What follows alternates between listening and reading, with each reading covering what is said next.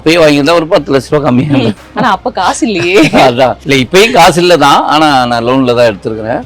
ஏன் BMW, ஏன் இந்த மாடல்ங்கிற ஒரு கேள்வி இருக்கு. ஏன் பிஎம்டபிள்யூங்கிறது வந்து சின்ன வயசுலேருந்து எங்கள் அப்பா எனக்கு டாய் வாங்கி கொடுத்ததே ஒரு பிஎம்டபிள்யூ டாய் தான்.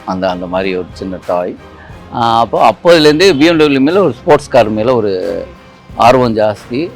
ஆனால் ஆக்சுவலாக அதுக்கப்புறம் நான் நிறைய கார் மாற்றிட்டேன். ஆனால் இந்த பிஎம்டபிள்யூ ஷோரூமுக்கு வந்து கிட்டத்தட்ட நான் கடந்த ஒரு 6 வருடமாக ரெகுலராக எவ்ரி இயர் 2 இயர்ஸ்க்கு ஒன்ஸ் கார் சேஞ்ச் பண்ணுவேன்.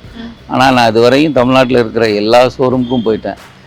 இவனுமே வாங்கவே மாட்டாங்கிற லெவலுக்கு தான் நான் ட்ராவல் பண்ணேன்.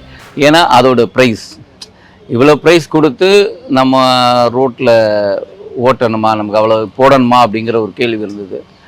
அப்புறம் எனக்கு என் ஒய்ஃப் தான் சொன்னாங்க, இல்லை உனக்கு எப்போதுமே பிடிக்கும், என் பொண்ணுக்காக நான் எடுத்தேன் இந்த காரு. அதான் 19, அவள் ஜூன் 19 இந்த வர கம்மிங் ஃப்ரைடே வந்து பர்த்டே. அதுக்காக வந்து பிஎம்டபிள்யூ எடுப்போம் அப்படின்ட்டு எடுத்தேன். என்னோட ஃபேவரட் கார் அது பிஎம்டபிள்யூங்கிறது. அந்த கார் வாங்கணும்னு ஆசையோட வந்து அந்த நிறைய நாள் இந்த ஷோரூம் அப்படி கடந்து போயிருப்பீங்களா? அப்பெல்லாம் என்ன தோணும்? கடந்துலாம் போக மாட்டேன், இறங்கி போயிடுவேன். இறங்கி கடைக்குள்ளே இறங்கி உள்ள போயிட்டு ஒவ்வொரு காரு ரேட் கேட்டு. ஆக்சுவலி இதுக்கு முன்னாடி சிட்ரான் வச்சுருந்தேன். சிட்ரான் போதே நான் வாங்கியிருக்கணும் கார். அப்போ பிஎம்டபிள்யூ வாங்கலான்னு தான் நினச்சேன்.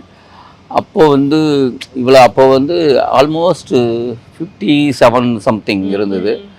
ஆனால் இப்போ கடைசியில் நம்ம 65, அதாவது டிஸ்கவுண்ட் போக 65 கொடுத்து வாங்குற மாதிரி ஆயிடுச்சு. அப்பயே வாங்கியிருந்தா ஒரு 10 லட்ச ரூபா கம்மியாக. ஆனா அப்ப காசு இல்லையே. அதான் இல்லை, இப்பயும் காசு இல்லை தான், ஆனால் நான் லோனில் தான் எடுத்துருக்கிறேன்.